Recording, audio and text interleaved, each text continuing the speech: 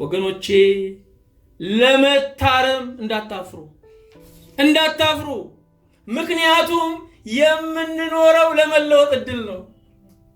ትላንት እንደዚህ ብለን አልነበር? አዎ። ዛሬ ግን ተለውጫለሁ። የምኖረው ለመለወጥ ነው።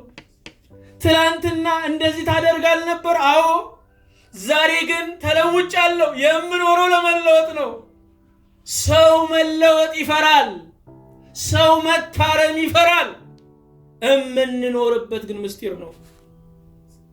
ኑኃሚን የሚገባ ጉዞ አደረገች።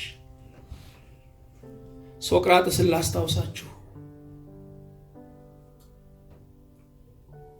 በመንገድ ሲያልፍ በጣም የሚወደው የሚያምነው ደቀ መዝሙሩ አጉል ቤት ውስጥ ተቀምጦ አጉል ስራ ሲያየው፣ አጉል ቤት ውስጥ ተቀምጦ አጉል ስራ ሲያከናውን አየው።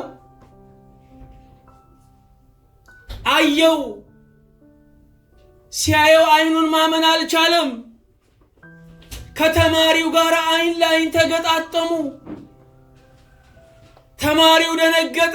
ሶቅራጥስም እንደ ሐውልት ድርቅ ብሎ ቆመ። የማይንቀሳቀስ ሆነ። ተማሪው አንድ ነገር አሰበ። መምህሬ ከዚህ ቤት ካልወጣሁኝ ከዚህ መንገድ ላይ አይንቀሳቀስም። ስለዚህ እያፈረ ጸጉሩን እያከከ እያጎነበሰ ወጣ ከዛ ቤት። ሶቅራጥስ እጁን ያዘው። ልጄ የሚያሳፍረው ወደዚህ ቤት መግባት እንጂ ከዚህ ቤት መውጣት አይደለም። የሚያሳፍረው ኃጢአት መስራት እንጂ መመለስ አይደለም። የሚያሳፍረው መበደል እንጂ ንስሐ መግባት አይደለም። ለመታረም ዝግጁ እንሁን።